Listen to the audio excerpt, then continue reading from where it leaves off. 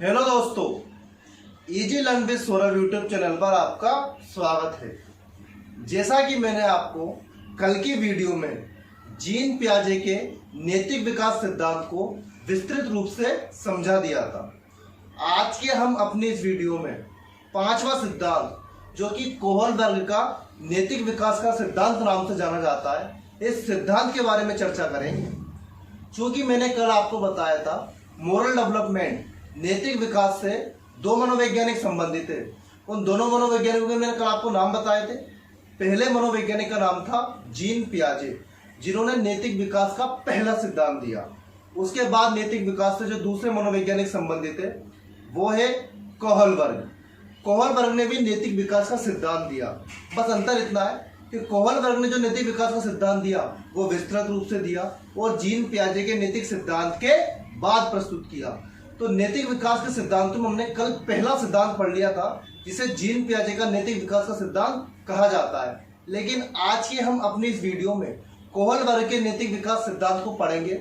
इस सिद्धांत को हम बड़े ही विस्तृत रूप से तथा सरल भाषा में उदाहरण के साथ पढ़ेंगे। और मैं आज आपसे वादा कर रहा हूँ, इस सिद्धांत को पढ़ने के बाद आपको आज के बाद इस सिद्धांत में कोई डाउट नहीं रहेगा। मैंने अपनी पूरी कोशिश की है इस सिद्धांत को आसान भाषा में आपको समझाने की। तो आप इस सिद्धांत को अगर पूरा देखना चाहते हैं तो इस वीडियो को प्लीज पूरा देखिएगा। इस सिद्धांत को शुरू करने से पहले मैं आपको एक बात बताना चाहता हूँ।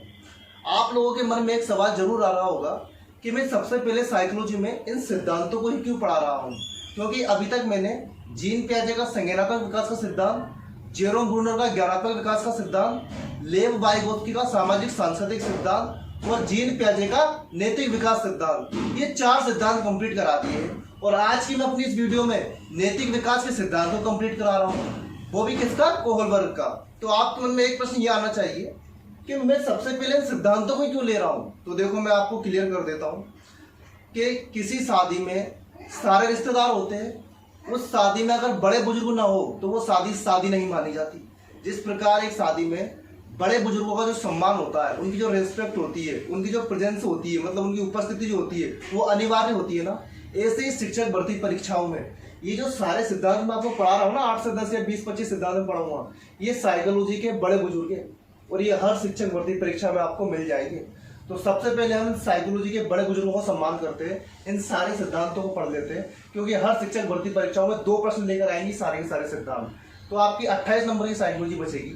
तो पहले 2 नंबर की साइकोलॉजी को इतना अच्छा पढ़ लेते हैं, बड़ों का आशीर्वाद ले लेते हैं, बाकी साइकोलॉजी फिर अपनी धीरे धीरे वैसे ही कंप्लीट हो जाएगी। तो ये रीजन था मेरा सबसे पहले कि मैं इन सिद्धांतों को कंप्लीट करा रहा हूँ। आई होप आपको मेरी बात अच्छे से समझ में आई होगी।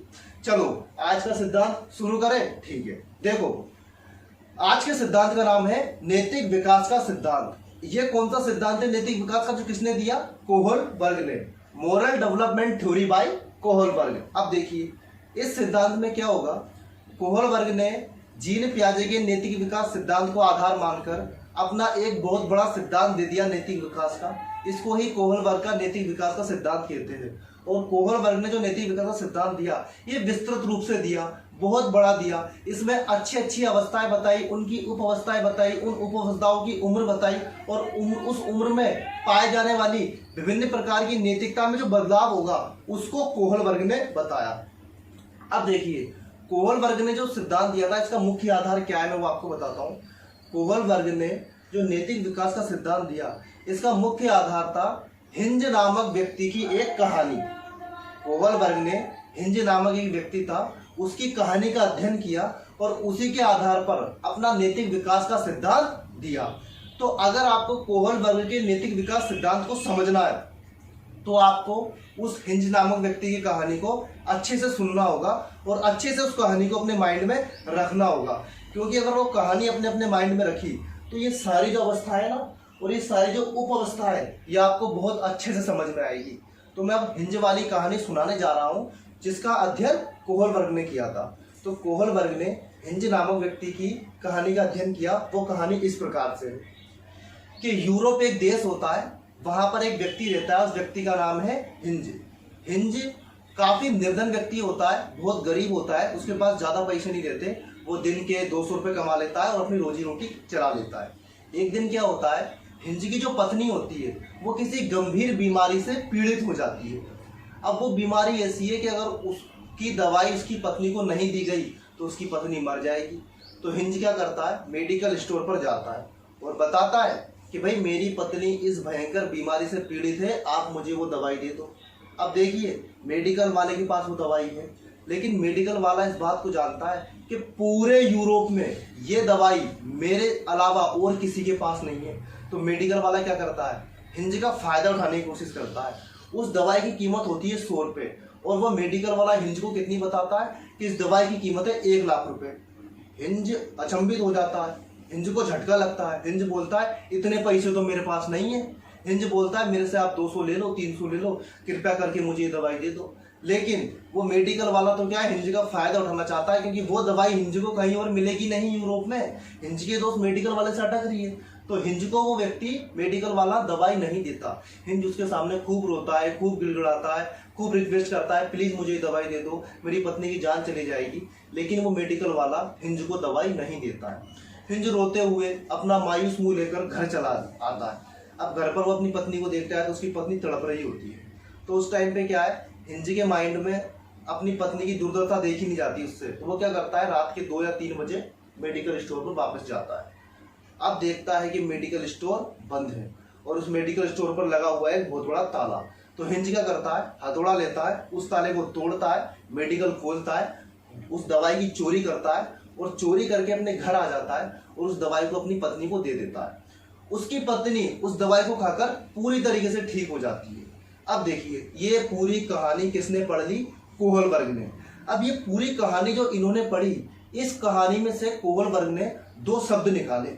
इस कहानी में से कोहलबर्ग ने 2 शब्द निकाले। वो 2 शब्द कौन कौन से थे, आपने अगर वो 2 शब्द समझ लिए ना तो आपका 10% कोहलबर्ग का नैतिक विकास का सिद्धांत कंप्लीट हो जाएगा। वो शब्द थे मोरल डिलीमा, जिसे नैतिक दुविधा कहा जाता है, और दूसरा शब्द था मोरल रीजनिंग, जिसे नैतिक तर्कणा कहा जाता है। अब आपने ये दोनों शब्द मैंने बता दिए कि कोहलबर्ग ने हिंज की कहानी में से कौन से वो 2 शब्द निकाले। अब इन दोनों शब्दों का बस आपको मतलब जानना है। अगर आप इन दोनों शब्दों का मतलब जान गए तो आपको ये दोनों शब्द बहुत अच्छे से समझ में आएंगे। इन दोनों शब्दों की परिभाषा आप बहुत अच्छे से बना पाएंगे। इन दोनों शब्दों से मतलब संबंधित जो भी उदाहरण होते हैं वो भी आप बहुत अच्छे से बना पाएंगे। तो आइए जानते हैं इन शब्दों का मतलब क्या होता है। मैंने यहाँ पर ये शब्द लिखे हैं, इनकी परिभाषा नहीं लिखी, इनकी एग्जाम्पल नहीं लिखी। क्यों? क्योंकि बोर्ड पर इतना सफिशिएंट स्पेस नहीं था कि आज की वीडियो में मैं पूरा का पूरा इस बोर्ड पर लिख दूं। लेकिन कोहलबर्ग के नैतिक विकास से संबंधित जितने भी शब्द है, जितनी भी अवस्था है, वो सारी मैंने यहाँ लिख दी। अब इन अवस्थाओं की विशेषताएं, इन अवस्थाओं की परिभाषाएं मैं बोलूँगा। अगर आप चाहे तो मेरे बोलने के द्वारा उन नोट्सों को बनाकर अपने साइकोलॉजी के बेस्ट नोट्स प्रिपेयर कर सकते हैं और उनको शॉर्ट टाइम में रिवीजन भी कर सकते हैं, और आप इसको भी अलग से उतार लीजिएगा। तो जब जो मैं बोल रहा हूँ उस थ्योरी को आप लिखेंगे तो वो तो आपके प्रॉपर नोट्स हो जाएंगे। लेकिन जब आप किसी चीज़ को समझ लेते हो तो बार बार पूरा पढ़ने की जरूरत नहीं है, आप केवल इतना सा उतार लीजिए, ये शॉर्ट नोट्स का काम करेंगे आप। तो देख लेते हैं मोरल डिलीमा और मोरल रीजनिंग, यानी नैतिक दुविधा और नैतिक तर्कणा क्या होती है। पहला शब्द मैंने बोला मोरल डिलीमा, जिसे नैतिक दुविधा कहते हैं। देखिए इसकी परिभाषा क्या है। जब व्यक्ति कंफ्यूजन की स्थिति में होता है, उसे समझ में ही नहीं आ रहा कि मैं ये करूं या मैं ये करूं, मतलब व्यक्ति निर्णय नहीं ले पा रहा अपना कि मैं ये करूं या मैं वो करूं, इसको ही बोलते हैं मोरल डिलीमा, जिसे नैतिक दुविधा कहते हैं। मोरल डिलेमा में व्यक्ति निर्णय नहीं ले पाता कि मुझे क्या करना चाहिए, वो दुविधा में रहता है कि मैं ये काम करूं या मैं वो काम करूं, इसको बोलते हैं मोरल डिलेमा। अब आपके मन में एक प्रश्न आया होगा, मोरल डिलेमा का इस हिंज की कहानी से क्या लेना देना? मैं समझाता हूं, लेना देना है। कैसे? हिंज जब घर पर वापस आया, हिंज जब घर पर वापस आया, कब? जब उस मेडिकल वाले ने दवाई देने से मना कर दिया। तो हिंज अपनी पत्नी को देखता है, वो अपनी पत्नी को देखता है तो उसके मन में सवाल आता है, अगर मेरी पत्नी को दवाई नहीं दी गई तो मेरी पत्नी मर जाएगी। तो हिंज पता है उस समय क्या सोचता है, मैं एक काम करता हूँ, क्यों ना दवाई की चोरी कर लूँ। लेकिन हिंज का दूसरा माइंड उससे तुरंत कहता है, तू चोरी कर तो लेगा, लेकिन अगर तुझे पुलिस ने पकड़ लिया तो तुझे जेल हो जाएगी। तो हिंज उस समय मोरल डिलीमा में है, नैतिक दुविधा में है, उसे समझ में नहीं आ रहा मैं चोरी करूँ कि चोरी नहीं करूँ। वो सोचता है अगर चोरी करूँगा तो पत्नी बच जाएगी और चोरी नहीं करूँगा तो पत्नी मर जाएगी। तो उसके मन में ही दोनों चीज़ें चलती रहती है। लेकिन अभी तक वो इस सिचुएशन में नहीं पहुंचा कि वो अपना निर्णय ले सके कि हाँ मुझे अब चोरी करनी है या नहीं, मुझे चोरी नहीं करनी। हिंज ने अब तक अभी अपना डिसीजन नहीं लिया। वो कंफ्यूजन की स्थिति में, मैं चोरी करूं या मैं चोरी नहीं करूं। तो इसको भी बोलते हैं मोरल डिलीमा। एक और एग्जांपल से मैं आपको इसको समझाता हूं। जैसे मान लीजिए कोई छात्र है, कोई स्टूडेंट है, वो एमपी पुलिस की तैयारी भी कर रहा है और वो एमपी पटवारी की तैयारी भी कर रहा है। अब उसको ये समझ में नहीं आ रहा मैं ज़्यादा तैयारी किसकी करूं, एमपी पटवारी की करूं या फिर एमपी पुलिस की करूं। उसको समझ में नहीं आ रहा। अभी वो एक चीज की तैयारी ढंग से नहीं कर पा रहा। कभी वो एमपी पटवारी का पढ़ रहा है, कभी वो एमपी पुलिस का पढ़ रहा है। तो उसको कंफ्यूजन है कि मैं प्रिपरेशन किसकी करूं। इसको ये बोलेंगे मोरल डिलीमा। आई होप आपको मोरल डिलीमा जो शब्द है बहुत अच्छे से समझ में आया होगा। इसके बाद हम दूसरा शब्द देख लेते हैं जिसको बोला जाता है मोरल रीजनिंग, यानी नैतिक तर्कणा। नैतिक तर्कणा का मतलब क्या है? जब व्यक्ति कंफ्यूजन की स्थिति में नहीं होता, उसने अच्छे से सोच समझकर अपना निर्णय ले लिया है, अपना डिसीजन ले लिया है कि मुझे क्या करना है, इसको ही बोलते हैं मोरल रीजनिंग, नैतिक तर्कणा। इसको हिंज की कहानी से कैसे रिलेट करेंगे? हिंज शुरुआत में कंफ्यूज में था कि मैं चोरी करूं या ना करूं। लास्ट में वो बोलता है मैं तो चोरी करूंगा, होगा जो देखा जाएगा, कम से कम मेरी पत्नी की जान तो बचेगी, क्योंकि अगर मैंने चोरी नहीं करी तो मर जाएगी, मेरा जीवन बर्बाद। तो हिंज सोच लेता है मुझे चोरी करनी है। तो हिंज ने अपना डिसीजन ले लिया। हिंज कोई कंफ्यूजन की स्थिति में नहीं है। तो जहां पर व्यक्ति अपना डिसीजन ले लेता है वो कंफ्यूजन की स्थिति में नहीं होता है। इसको ही बोलते हैं मोरल रीजनिंग। क्या बोलते हैं? मोरल रीजनिंग, जिसे नैतिक तर्कणा कहा जाता है। इसको मैं एक एग्जाम्पल से और समझा देता हूँ। कई बार अपन कॉम्पिटिशन का एग्जाम देते हैं तो अब ऑब्जेक्टिव टाइप प्रश्न आते हैं अपने सामने। आपने प्रश्न पढ़ा और आपके सामने 4 ऑप्शन है। 2 ऑप्शन तो आप हटा देते हो कि भाई ये 2 तो हो नहीं सकते। बाकी के जो 2 ऑप्शन बचे उसमें आपका मन कहता है यार ये आंसर है, ये आंसर है, ए आंसर है या बी आंसर है। तो आप सोचते हो ए भी हो सकता है, आप सोचते हो बी भी हो सकता है। आप कंफ्यूजन में हो, ये मोरल डिलीमा है। लेकिन आपने थोड़ा सा 1-2 मिनट टाइम देकर सोच लिया नहीं इसका आंसर तो ए ही होगा। अब आपने सोच लिया ए ही होगा, ये मोरल रीजनिंग है। आप अपने आंसर पर पहुंच गए। तो मोरल डिलीमा में क्या होता है? आप कंफ्यूजन की स्थिति में आप निर्णय नहीं कर पा रहे। और मोरल रीजनिंग में क्या होगा? आपको कोई कंफ्यूजन नहीं है, आपने अपना निर्णय ले दिया। इसको ही बोलेंगे मोरल रीजनिंग। आई होप आपको ये दोनों शब्द बहुत अच्छे तरीके से समझ में आएंगे। और मैं आपसे रिक्वेस्ट कर रहा हूँ जो मैंने बोला है आप इसकी परिभाषा लिख सकते हैं, जिससे आगे पढ़ने में आपको कोई दिक्कत ना हो। अब देखते हैं, ये आपने पढ़ लिया। अब कोहलबर्ग ने क्या करा? हिंज की कहानी का अध्ययन किया, ये 2 शब्द निकाले। अब इसी आधार पर उन्होंने अपना नैतिक विकास का सिद्धांत दे दिया। अब कैसे दिया वो बताता हूँ। कोहलबर्ग ने क्या करा? 72 चिल्ड्रन लिए, यानी 72 बच्चे लिए। अब 72 बच्चे कैसे लिए देखना। 4 से लेके 17 या 18 साल तक के उन्होंने बच्चे ले लिए। ठीक है। अब उन्होंने क्या करा? 72 बच्चे लिए टोटल। तो जैसे मान लीजिए 4 साल के 5 बच्चे, 5 साल के 6 बच्चे, 6 साल के 8 बच्चे, ऐसे हर साल के 4-4, 5-5 बच्चों का समूह बनाकर उन्होंने कुल मिलाकर 72 बच्चे ले लिए, जिनकी उम्र थी 4 साल से लेकर 16 या 18 साल तक। ठीक है। इन बच्चों को कोहलबर्ग ने क्या किया? हिंज की वही पूरी कहानी सुना दी जो मैंने अभी आपको सुनाई है। अगर आपने मेरे द्वारा हिंज की पूरी कहानी सुन ली तो वही कहानी कोहलबर्ग ने क्या करा? उन सभी बच्चों को सुना दी। अब कोहलबर्ग ने सभी बच्चों को वो कहानी सुना दी और लास्ट में कोहलबर्ग उन बच्चों से सिर्फ एक ही प्रश्न पूछते हैं, एक ही प्रश्न सभी बच्चों से। क्या प्रश्न पूछते हैं? कि भाई हिंज को वो ताला तोड़ना चाहिए था या नहीं तोड़ना चाहिए था। तो आप यकीन नहीं मानेंगे, सभी बच्चों ने अलग अलग आंसर दिया। हर उम्र के बालक ने अलग अलग आंसर दिया है। 4 से लेके 10 साल का जो बालक है उसने एक अलग आंसर दिया। 10 से लेके 14 साल का जो बालक है उसने अलग आंसर दिया। और 14 से लेकर 18 साल का जो बालक है उसने अलग आंसर दिया है। इसका मतलब ये, हिंज ने ये पाया कि नैतिकता उम्र के आधार पर बदल जाती है। नैतिकता उम्र के आधार पर बदल जाती है। इसको आप इस एग्जाम्पल से समझिए। एक 4 साल का बच्चा रहता है, अब वो खेल रहा होता है खिलौनों से, लेकिन वो बच्चा क्या देखता है? उसके पास से एक चींटा जा रहा है या फिर एक छोटी सी चींटी जा रही है। तो बच्चा क्या करता है? ऐसे करके चींटी को मार देता है और उस चींटी को लाश को उठा के वो ऐसे हिलाना चालू कर देता है। उसको बड़ा मजा आता है। फिर अगल बगल से कोई चींटा या चींटी जाएगा तो फिर वो उसको मार देगा और उस चींटे को उठा के न्यूमर ऐसे काम करेगा। अब एक बात बताओ, 4 साल का बालक है, वो नैतिक निरपेक्ष है, उसको समझ नहीं है नैतिकता वगैरह की, लेकिन जो वो काम कर रहा है ना, ये उसको वही सही लग रहा है। वो चींटों को मार देता है, उसमें उसको खुशी मिलती है और बालक उसको देख कर हंस रहा है, खुश भी हो रहा है। लेकिन एक बात बताओ, मेरी उम्र में आकर या 17-18 साल में आकर किसी भी सामान्य इंसान को आपने देखा नहीं होगा, या सामान्य लड़के या लड़की को आपने देखा नहीं होगा कि वो बगल से जा रहे चींटे को ऐसे मार देते हैं। वो नहीं मारते, क्योंकि उनके मन में एक चीज़ ये होती है, हम क्यों मारे यार, बेचारा वो जीव है, इन ऐसे जीव की हत्या नहीं करना चाहिए, बिना फालतू में किसी जीव की हत्या नहीं करना चाहिए। अब देखिए आप, 4 साल का बालक एक अलग व्यवहार कर रहा है, वो तो चींटों की लाशों के साथ खेल रहा है, और एक 16-17 साल का बालक चींटी को मार नहीं रहा है, उनको जाने दे रहा है, उनको जाने दे रहा। तो अपना व्यवहार उम्र के हिसाब से, अपना जो क्रियाक्रम है, मतलब हम जो काम कर रहे हैं वो चेंज हो रहा है कि नहीं हो रहा। 4 साल में आपको चींटा मारने में मजा आ रहा है, और 16-17 साल में आप बोल रहे हो चींटा तो नहीं मारना चाहिए बिना फालतू में। तो देखो आपका स्वभाव बदल गया, आपकी नैतिकता ही बदल गई। तो इसी आधार पर इन्होंने क्या किया, जीन पियाजे कोहल वर्ग ने इन सभी अवस्थाओं के बालकों को जब हिंदी की कहानी सुनाई और उनसे पूछा कि भाई ताला तोड़ना चाहिए था क्या, तो कुछ बच्चों ने तो बोला ताला तोड़ दो, और कुछ ने बोला नहीं। और उन बच्चों ने अपना तर्क भी दिया, उन्होंने अपना लॉजिक भी दिया, वो लॉजिक भी हम जानेंगे। तो आई होप ये जो मैंने पूरा आपको अभी तक बताया ये समझ में आया होगा। अब मैं इस सिद्धांत को शुरू करने जा रहा हूँ। इस सिद्धांत को आप ध्यान से सुनिएगा। अगर आपने यहाँ तक मेरी आवाज़ को और इस वीडियो को पूरा देखा है तो मैं आपसे वादा करता हूँ ये सिद्धांत आपको पूरा समझ में आएगा। अब देखिए, कोहल वर्ग ने क्या किया, 72 बच्चों पर प्रयोग किया। तो उन्होंने क्या करा, इसके 3 लेवल बताए, इसके 3 लेवल या 3 स्टेज बताई। कौन कौन सी, पहले उनका नाम देख लेते हैं, और उन प्रत्येक स्टेज की 2 सब स्टेज बताई, उन प्रत्येक स्टेज की 2 सब स्टेज मतलब 2 उप अवस्थाएं बताई। तो अब देख लेते हैं कैसे।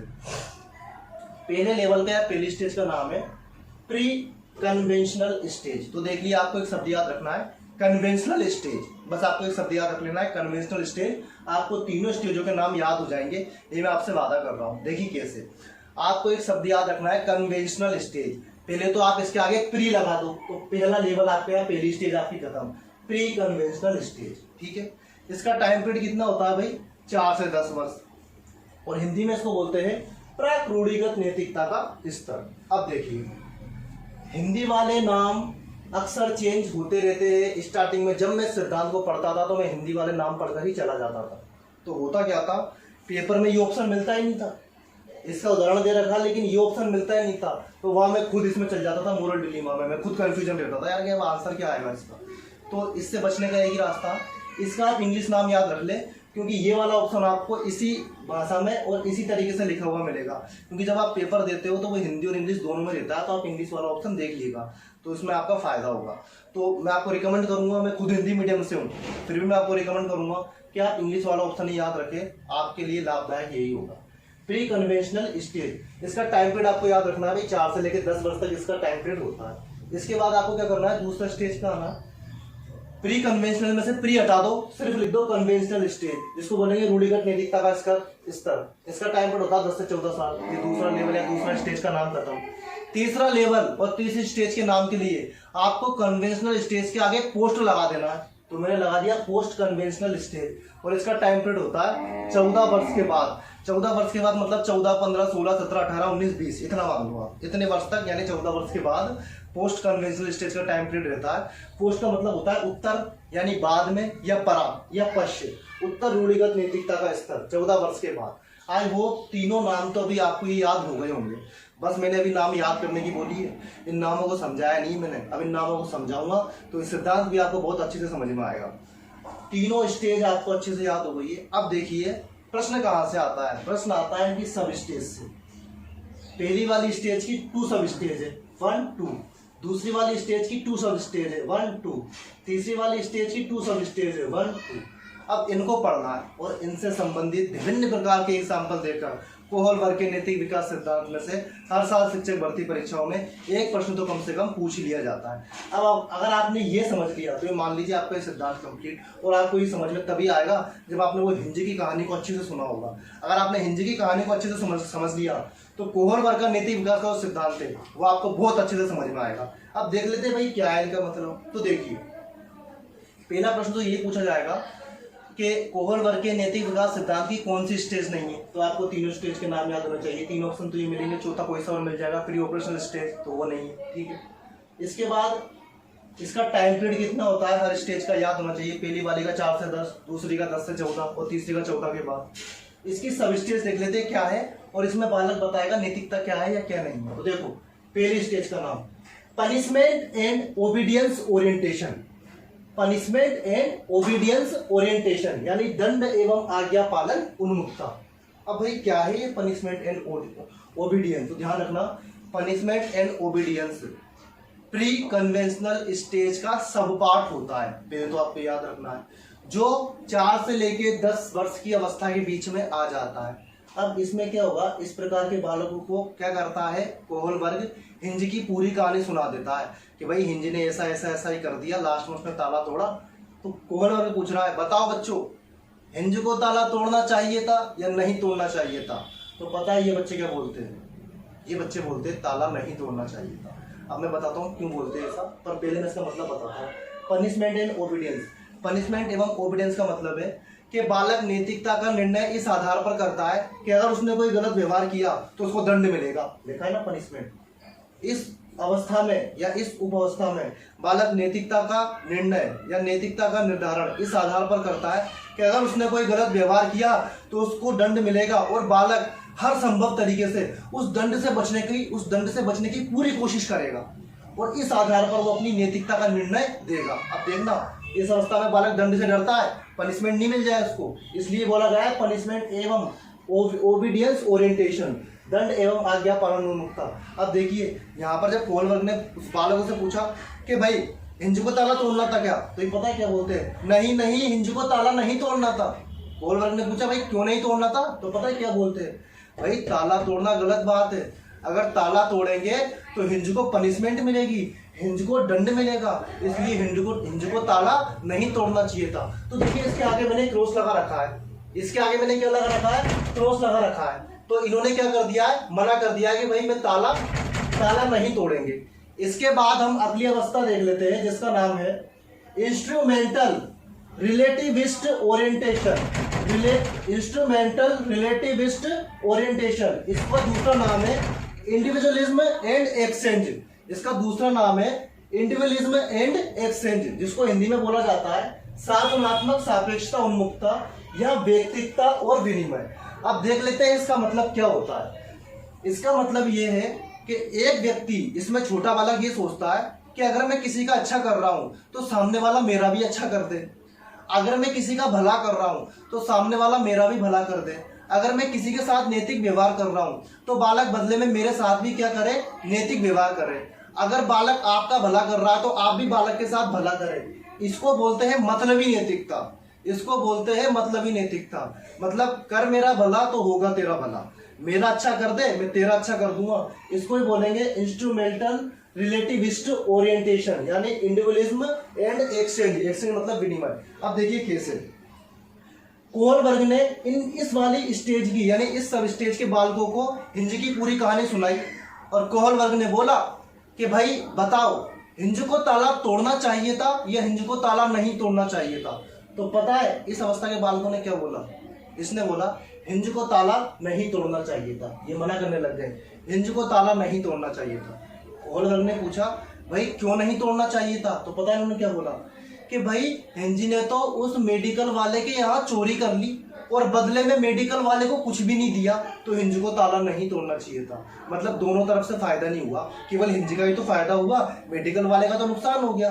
तो ये बोलते हैं नहीं भाई हिंज को ताला नहीं तोड़ना चाहिए था। तो कोहल वर्ग ने बोला चलो ठीक है, अगर हिंज ताला तोड़ता और वो चोरी करता और बदले में 100 रुपए दुकान पे रखा था तो क्या हिंज को ताला तोड़ना चाहिए था? तो पता है बालक क्या बोलते हैं? हाँ फिर तो तोड़ देना चाहिए था। क्यों? इनके अकॉर्डिंग ऐसा था कि ताला तोड़ने के बाद जो चोरी करी उससे हिंज को फायदा हुआ, और बदले में हिंज वहां पर 100-200 रुपए रख गया, उससे थोड़ा बहुत फायदा मेडिकल वाले को भी हुआ। तो दोनों को अगर फायदा हो रहा है तो ये बालक बोलेंगे हाँ भाई तू क्या नाम है, हिंज को ताला तोड़ देना चाहिए था। इसका एग्जाम्पल किताबों में कैसे दे रखा है मैं बताता हूँ। एक बालक दूसरे बालक से कहता है यार मेरी पीठ बुझा दे, मेरी पीठ पे कुचड़ चल रही है। तो वो बालक क्या बोलता है सामने वाला, पीठ तो मैं तेरी बुझा दूंगा लेकिन बदले में तुझे भी मेरी पीठ बुझानी पड़ेगी। तो देखो एक ने दूसरे की मदद करी, दूसरे ने पहले से मदद ले ली। इसको ही बोलते हैं instrumental relativist orientation and individualism exchange. Exchange मतलब तू मेरे साथ अच्छा कर मैं तेरे साथ अच्छा करूंगा। एक और एग्जांपल बताता हूँ। छोटे बच्चों का जब स्कूल में लंच होता है या सॉरी क्या बोलते हैं उसको, रेस्ट होती है, अल्प विराम छुट्टी जो होती है वो आधी वाली बीच में, तो वो बच्चे खाना खाते हैं। तो मान लीजिए 2 बच्चे हैं, रामू और श्यामू, दोनों खाना खा रहे हैं जिनकी उम्र 4 से लेकर 10 साल के बीच में। तो रामू श्यामू से बोलता है, भाई रामू मुझे तेरे टिफिन में से एक पराठा दे दे यार। तो श्यामू क्या बोलता है, मैं एक पराठा तो दे दूंगा, लेकिन तू तेरे टिफिन में से मुझे थोड़ी सी सब्जी दे दे।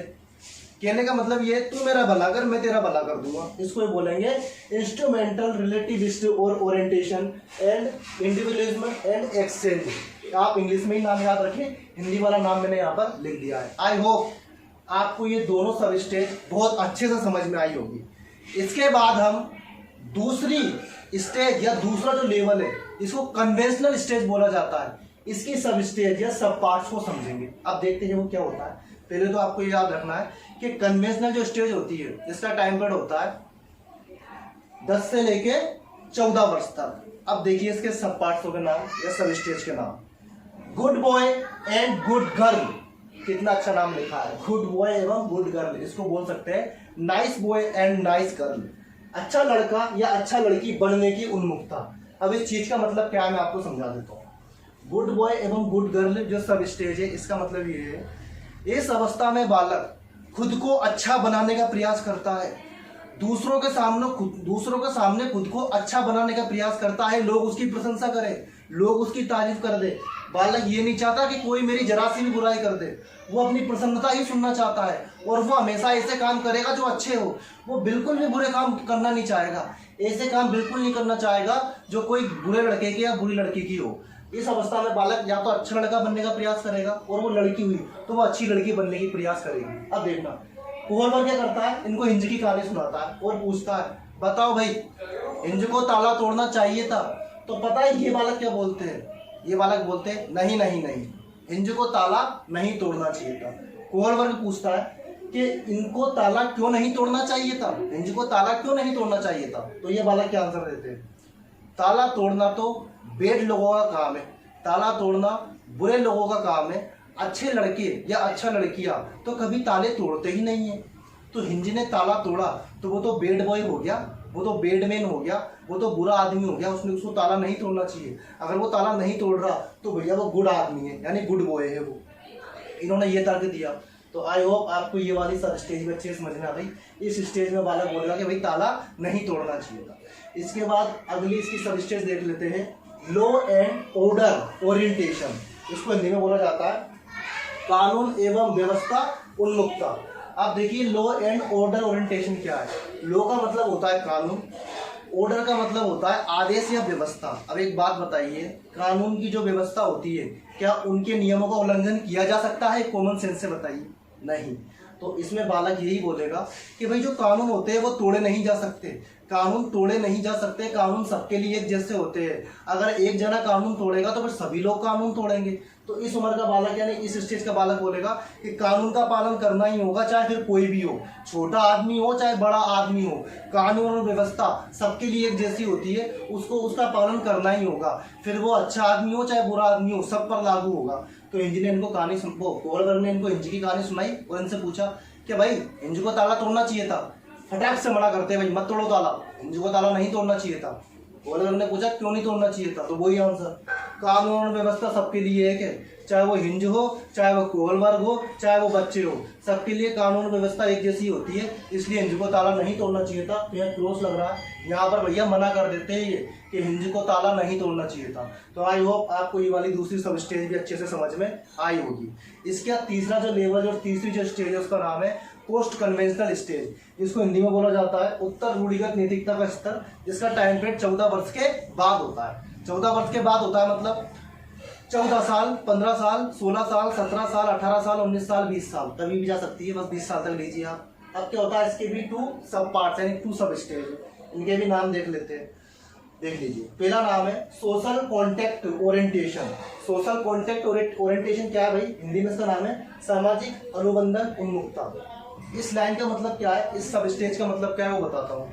सोशल कॉन्टेक्ट ओरिएंटेशन का मतलब ये है समाज के बहुत सारे लोगों के द्वारा सर्वसम्मति से जो निर्णय लिया जाता है उसको ही सोशल कॉन्टेक्ट ओरिएंटेशन कहा जाता है। जो भी काम होता है सामाजिक होता है उसे ही सोशल कॉन्टेक्ट ओरिएंटेशन कहा जाता है। अगर कोई काम असामाजिक हुआ तो वो सोशल कॉन्टेक्ट ओरिएंटेशन में नहीं आएगा। तो देखिए कोहलबर्ग ने इनको पूरी हिंज की कहानी सुना दी इस स्टेज वाले बालक को कि भाई हिंज ने ऐसा ऐसा कर दिया। लास्ट में कोहलबर्ग इनसे भी वही प्रश्न पूछ रहा है, क्या भाई हिंज को ताला तोड़ना चाहिए था? तो पता ही लोग क्या बोलते हैं, नहीं नहीं नहीं, हिंज को ताला नहीं तोड़ना चाहिए था। कोहलबर्ग पूछता है अरे क्यों नहीं तोड़ना चाहिए था? तो ये बालक क्या बोलते हैं, भाई हिंज जो ताला तोड़ रहा है ये कोई सामाजिक काम नहीं है, ये तो एक असामाजिक काम हो गया, ये तो हिंसा का काम हो गया। हिंज को ताला नहीं तोड़ना चाहिए, ये सामाजिक काम नहीं है। तो ये बालक मना कर देते हैं, ये बोलते हैं कि हिंज ताला नहीं तोड़ेगा, ये सामाजिक काम है। तो ये सामाजिकता के आधार पर अपनी नैतिकता का निर्धारण कर लेते हैं। तो इस प्रकार का बालक सामाजिक समझौते के आधार पर सामाजिकता को लेते हुए अपना निर्णय देगा। तो बालक बोल देता है भाई हिंज को ताला नहीं तोड़ना चाहिए था, क्योंकि ताला तोड़ना एक असामाजिक तत्वों का काम है, सामाजिक तत्वों का काम ये नहीं है। और हिंज ने जो काम किया वो असामाजिक काम है, कोई सामाजिक काम नहीं है, इसलिए हिंज को ताला नहीं तोड़ना चाहिए था और ये मना कर देते। ठीक है भाई, कोहलबर्ग ने इनका जो आंसर है वो नोट कर दिया।